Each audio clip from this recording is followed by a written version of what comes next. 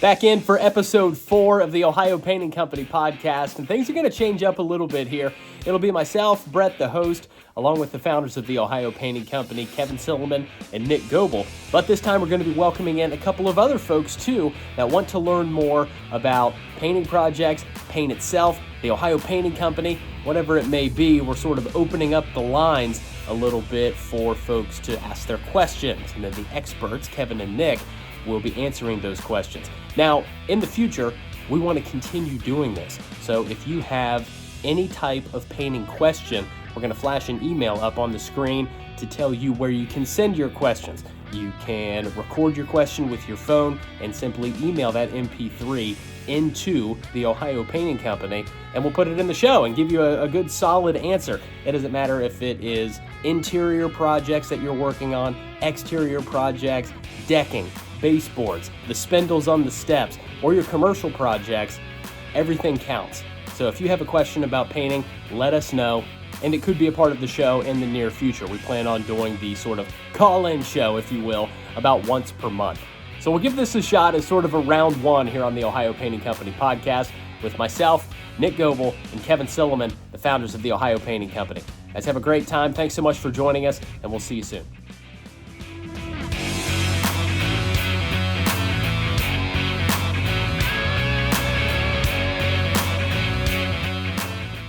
Back inside the Ohio Painting Company podcast with the founders of the Ohio Painting Company, Kevin Silliman and Nick Goebel. Good to see you guys again. How are you? Good. Good morning. Good. All good stuff. We're going to try something a little bit different today, and we appreciate it if you've stuck around for the last couple of weeks as we really got things started here. It's been fun with you guys battling through Zoom. Honestly, you guys teaching me how to work it. It has been a journey all itself. But I think we're officially getting there. I learned how to use my iPhone as a webcam. We have microphones set up, so it's going to be a lot smoother now, I think, as we get ready to dive into February already, believe it or not. But something that we wanted to do was allow the listener to ask common questions that I'm sure you guys hear a lot, and it may be questions that you think are too easy to answer, but for the common person that doesn't surround themselves with paintbrushes and paint buckets and these materials and pieces of equipment that you guys use on a day-to-day basis, it might be kind of foreign to them. So why not answer some of those simple questions for people that have them? And I think we've got a pretty good list today that you guys shouldn't have any trouble answering. So what do you think? Oh, good. We live a strange life. So, yeah, the things that we automatically know are ridiculous. Yeah. If you listen to last week's show, we definitely nailed down the fact that Nick, just has this cornucopia of information in his brain. Kevin, you too, without a doubt. But I'm thinking back to mid-December. I posted a video to our social media sites, and it was about exterior paint on a deck. You were talking about delaminating and things like that, and that's going to be a question that comes up in just a little while, so stick around for that one because it is important. There's a lot of differences in paint, whether it's on the inside or the outside or on the deck, a lot of foot traffic, stuff like that. So I think the first question is about paint matching. My question is about matching paint colors. We have had the same paint on our walls for 10 years, and we like it. But we no longer have the paint can or the name of the paint. And how do I go about getting a good match for the paint that we have had on the wall now for 10 years at our office? So anxious to hear your answer. Thank you. First question came from Nicole about matching paint. Same color on your wall for 10 years. We've lived in our house for 3 years, and we've painted every room twice.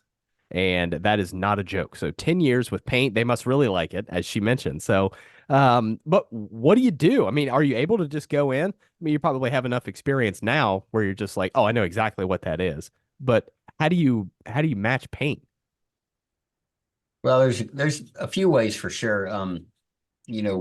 One of the big paint companies have come up with I guess they both, the ones that we use anyway, have come up with a color matching tool.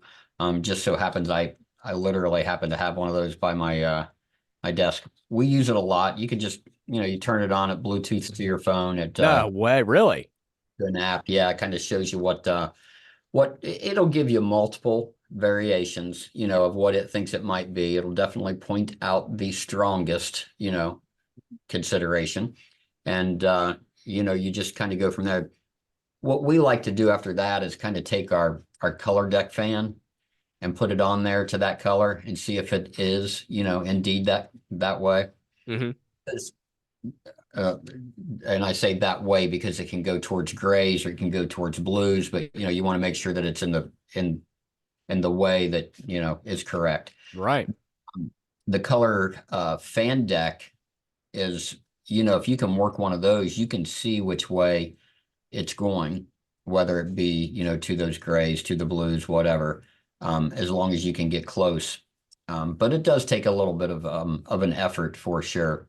Now, even if you had the same paint can, it could definitely vary. If you were just going to touch up, you might not be able to use, if you're just looking to touch up after 10 years, you might have some challenges. But for the most part, you're going to paint a whole wall. So you're going to be able to get so darn close to that I think you'll be able to, it'll be acceptable anyway. Nick? Yeah. So yeah, that Color Snap at Sherwin-Williams, PPG has one, Benmore has one. It used to be everything was a custom match and kind of painstaking, and now, like Kevin was saying, is you use the tool to get you close. It will flash and read a true color reading, but it also reads texture. So if you have a lot of stipple in your wall, it'll create shadows. So that's why it's nice to have that fan deck of the manufacturer. So our process now, we're painting a whole wall, is to take the tool, the Color Snap tool, or something of the like, shoot the wall, get a suggested color or colors, and we pull up the fan deck, we hold it up, and we look for, from there, that gets you 95% of the way there. From there, you're honing into, is it really this color? Is it the next color? And the way they have those fan decks organized, it's pretty handy for getting you into those areas. So that is, we're painting whole surfaces, or even trying to match an existing color in the house, they lost the paint can.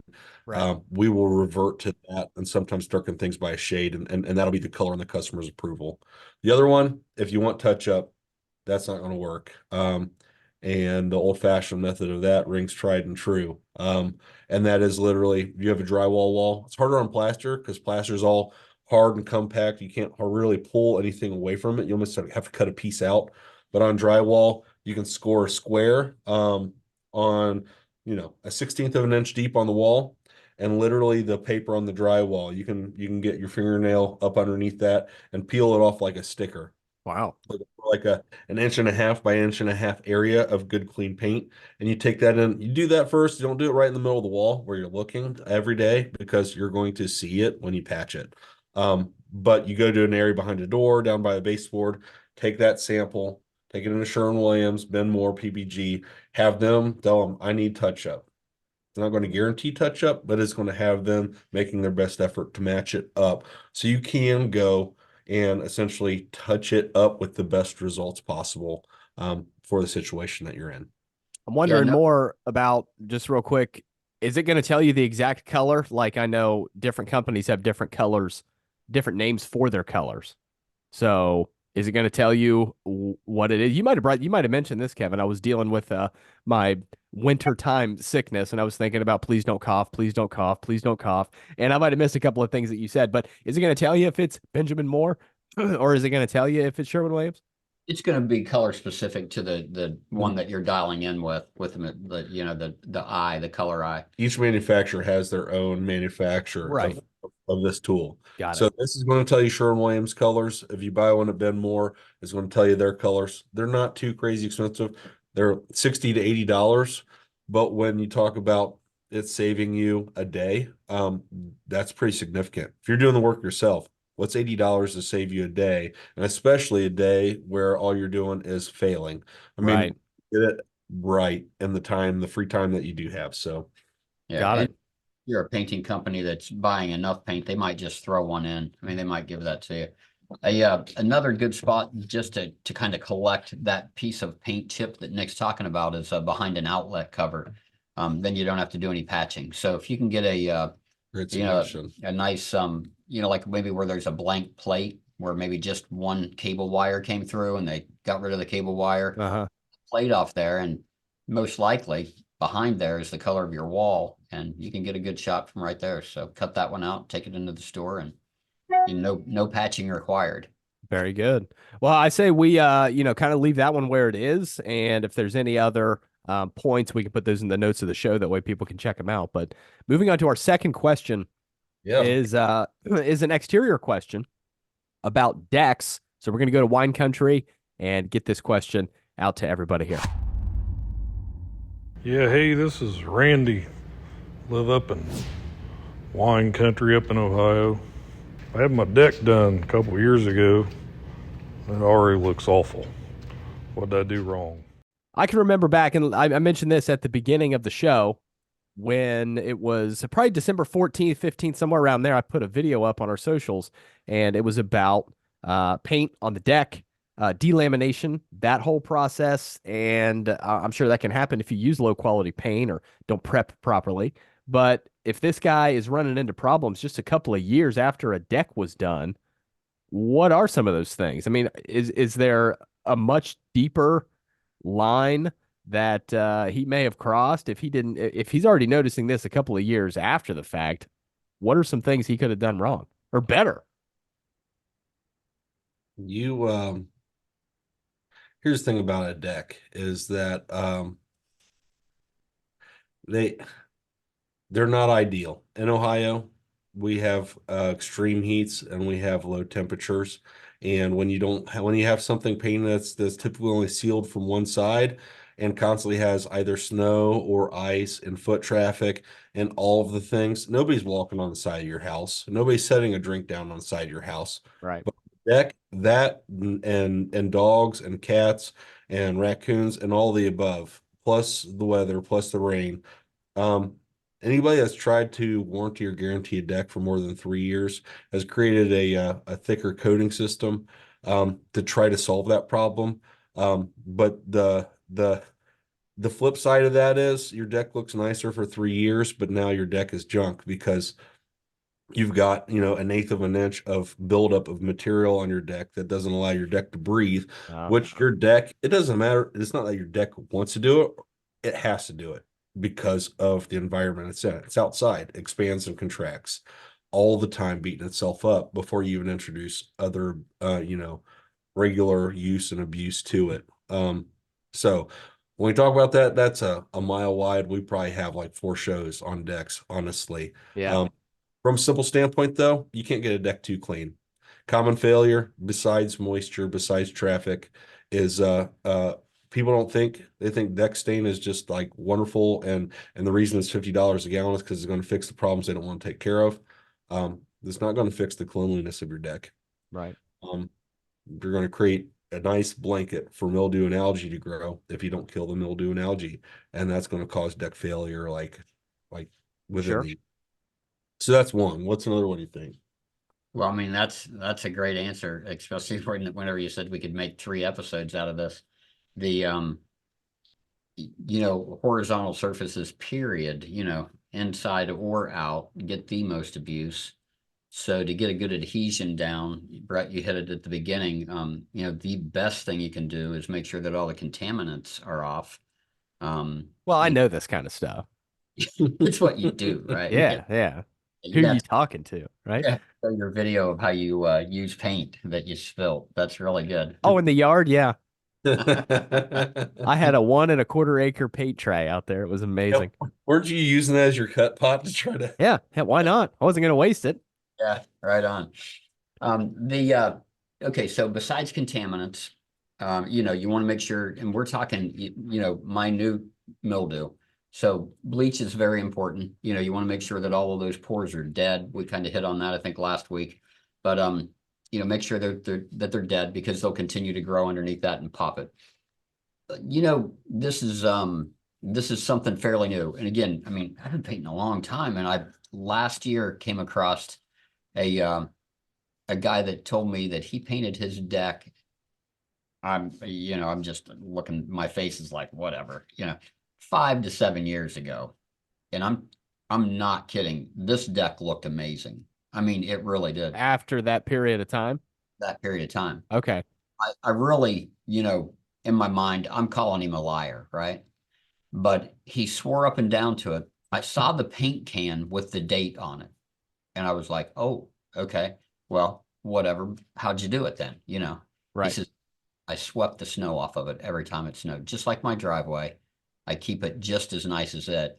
And I would almost bet that that's a lot to do, with it, keeping that moisture off there, because as it melts, it just continues to dial in, to whatever crack it can find. Yeah. And then underneath there.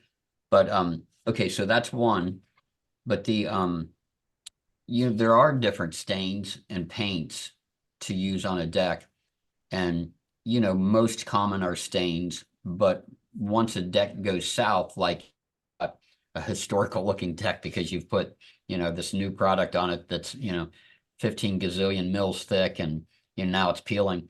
But using a proper stain, if you can from the beginning clean that deck after it's new, it's a new deck, now we're going to clean it, we're going to stain it, continue to put a transparent stain on there that's just going to absorb.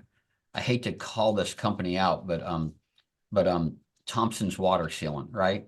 Okay. It had this paraffin wax in it that would just melt into the wood, and you'd have to do it quite often. But for the best look, oh my gosh, again, you'd have to do it often. But Sure. that the idea of, well, how can I make my deck continue to look good throughout life? And that is by just applying, a transparent stain that will evaporate or will go away, and that you can apply another coat in a couple of years and just resign to the fact that, it is a maintenance issue. Keep it clean. Keep it clean, and you should be good to go. You can use another product called Stickens. I always say that wrong. Stickens, yeah, It's a pretty high end product, and it's a buck a from gallon. Denmark. Yeah, I mean it's quite a deal. But we've done that laying over top of layers, which you shouldn't do, because then you'll get peeling issues. But this particular product does really well under those conditions, and just continues to enhance the look of the wood. Just an amazing product. So yeah, products, cleaning it, you really hit it right at the beginning, and then keep that snow off of there. And if you've got puddles in these boards, if they're curving and you've got puddles of water, go out there and, as if it's where you have your patio furniture and the water gets in, and you want to sweep that water off, get it off there, And if you want to climb on down into this rabbit den that is this entire, buy us a steak dinner and sit down with us and make sure that we have all the drinks that we want. And There you go. Tell you everything we know. You can take me. I'll only eat food. I don't drink. So that you'll be a lot cheaper if you take me. Perfect. Like Ruth Chris. Yeah, so Ruth's Chris. Awesome. Well, hey, to Randy, thanks so much for the question. Take care of that deck, and hopefully he'll give you guys a call to get out to Wine Country and give him a hand with making sure his deck lasts even longer. So we got to move on to the final question here. We are running out of time, and we have a hard stop, I think, at 30 minutes here. So let's talk tape with our friend who is wondering about tape and how much you're supposed to use. He's saying all sorts of things about back in his day. And I had to kind of cut this one up a little bit because of the sound quality issues, but he's wondering about tape. Back in the day, they didn't use tape. They just used paintbrushes, and they just went in and got things done. And it seems nowadays, as this gentleman will ask us here, seems that you need a lot more than that. So we're going to let him ask this question, and we'll be back with you in just a sec. It seems nowadays that it takes a whole case of rolls of tape just to do a single room. How do the pros handle this? We go through all kinds of tape when we paint at our house, but I mean, I think what we loved the most was frog tape, and it certainly wasn't because of the quality or whatever. We didn't see too much different quality than that regular 3M blue stuff, right? But it was more expensive. And I'm sure we were paying for the packaging. But, I mean, what is it with tape? Obviously, it's going to help with the carpet, the ceiling, the baseboard, the wall. But I guess I haven't been around long enough to know when you didn't use tape. So tell me more about it, how much you guys use, and when the limit comes up. We'll let Nick answer the frog tape because I'm going to cut him off short here and say that um, this is so rude. I've been painting longer than he's been alive, so Yeah, I want to answer that because of the old school and how you learn that system. But I know he knows the difference between the frog tape and the blue tape and what it does as a reaction and what does make it a higher quality, so to speak, where people just don't know what they don't know. So it makes sense to just Okay. think it's tape. Sure. Tape is not, it's not a dam. It's not going to hold back a flood of paint. It doesn't matter if you're buying the most expensive $30 gold, roll of tape is not going to stop that. Tape's only as good as the surface is sticking to, so it's got to be dust free. And it does work. You still want to, practice cutting in or rolling gently into it, so you don't flood the seam. Make sure you have a nice tight seal. Both are great products, the 3M and the frog tape. They're essentially the same. The frog tape is probably, we do use it a lot. Our guys love it because of safety feature. It's got like a some type of inactive caulking or adhesive, like chalk adhesive on the surface. And essentially when you get it wet as you're painting, it reactivates and it creates or helps to create a seal, a physical seal where the tape and the wall is. So it kind of seals off that area. And it does, if you're going to flood the area, it creates a better seal and does give you a straighter line. Yeah, it eliminates that gap that a lot of people just put the tape down and they kind of spread their fingers out throughout there and think that it's stuck. But you want to make sure that that's good and adhered, of course, pressed down. But where there might be a fail, that tape it has got an active ingredient in it that when it does get wet, it will make that seal, that line, a lot crisper for you. Okay. Yeah. All right. But Very anyhow, cool. we have more answer on that. Kevin's got his approach and my approach. Kevin's a skilled painter. He's been painting his whole life. Again, he's been doing it longer than I've been alive. But Yeah, he's I'm been painting your whole life. I guess I'm a production guy and a system guy, and I also err on the side of human error and how do we fix that? So that's my approach on it also. Got it.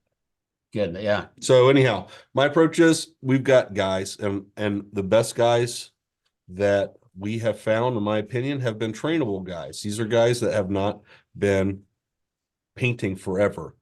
And so what Kevin's going to speak to, and really what it comes down to is experience and practice and failing forward. Mm-hmm. Our guys have not been painting for 10 years. Guys that we find painting for 10 years do not take to our training as openly as other guys. So we like that fresh soil aspect with our guys and a fresh mindset to like, hey, how do we do something better than everybody else? Well, let's start from scratch. So tape, we buy way too much tape. That's not a point to argue, it's a fact. But we keep things clean, and the longer our guys are with us, part of the training is honing to get them away from tape, because if you don't need tape, then you are truly a painting professional. And then that's where Kevin is. So well, it's more that you don't need tape. You save so much money. It's not funny. Time and money both. Time to put the tape down whenever you could literally be learning to cut that in. And the money, that the tape costs. Like you said, that frog tape, it's expensive. Sure. My boys, the oldest one, him and one of the guys that he had working with him, man, they'd take that roller and they'd just slap that tape down. I mean, they'd slap the roller, onto the tape. That way they wouldn't have much of a cut-in line on the baseboard. And they would hope like crazy, that it was sealed properly. But again, in that whole process, if you clean your baseboard correctly, make sure that it's dry and put that tape down and really seal it down with your fingernails, like the tips of your fingers, pushing it into that edge. It should be pretty secure without a doubt. Okay, so it's kind of like a cheat though, painting a little bit longer. The good thing is we're going back into this season. Okay. I learned how to paint when colors were going away and whites were coming in. Okay. And that's happening right now. So that's like a really good thing. So what to learn is that, you've got a white baseboard or a white door jamb and you've got a white ceiling and you're painting with these lighter colors, right? Well, you just get up there and you just learn how to get it cut in, and it's not going to be perfect, right? But you're going to learn a skill that every time that you get closer to that jam, that because that color differentiation isn't very much, that you're going to be able to after a while, you're going to be able to see those voids. And the second time that you go and cut that room in, you're going to get that skill down to where you're filling those voids in. And then when the colors do come back in, not that they're completely gone, but whenever they do come back in, your skills are already going to be honed into what that shadow, because it's a shadow you're looking for. The shadow is what you're looking for to put that tape down. You're looking to get to that shadow. The corner where the baseboard beats the wall. Right. Yeah. I'm sorry. So yeah, I mean, there is a defined line there that, depending on where you're at in the room, it doesn't really matter. I mean, it is the crevice. I mean, this is a straight line. So anyway, you can get outside of that line, outside of that shadow, and it looks like a sloppy mess. But with a white paint, it's a lot harder to see. So, but that's where I kind of came in, back in the 70s, well, back in the 80s, learning how to paint. A lot of the colors were going out of the 70s and into the 80s, where we're going with whites. So made it pretty easy. Gotcha. Well, I got to say a big shout out to all of the people that were a part of the show today. Yeah. And if anybody else has any questions, feel free to record yourself. That's how we're going to do this. Make your question known. And it doesn't matter if you think it's a silly question, a question that everybody knows the answer to except for you. Why not get the pros to answer it? So you can do that, record yourself, and we'll give you a few areas to where you can send it in the show notes just below this episode. And if you're watching on YouTube, it'll be in the description as well. So great answers across the board. Thank you for getting those answered. And I'm sure we'll be doing this again sometime with a whole new level of questions coming in more than likely in about a month from now. So good stuff all around. Thanks, guys. Yeah, thanks, Cool. Brett. Thank Appreciate you it. all. Nicole, Randy, Gary. There you go. Randy. How do you say Randy? That going Randy. Randy. We appreciate everybody. And guys, again, thank you so much for listening to the Ohio Painting Company podcast. Give us a like and a review, and wherever you find us on social media, be sure and follow us there as well. So to the founders, Nick and Kevin, I appreciate you guys and your time, and we'll talk to you soon. All right, guys. See ya. Hey everybody, thanks for listening to the Ohio Painting Company podcast. If you'd like to be a part of a future show and have your questions answered about interior or exterior painting, grab your phone, open up your voice record, ask that question, and email it here. In the subject line of the email, just put OPC question or something along those lines, and it could be a part of a future show. Thanks for tuning in. We'll see you next week.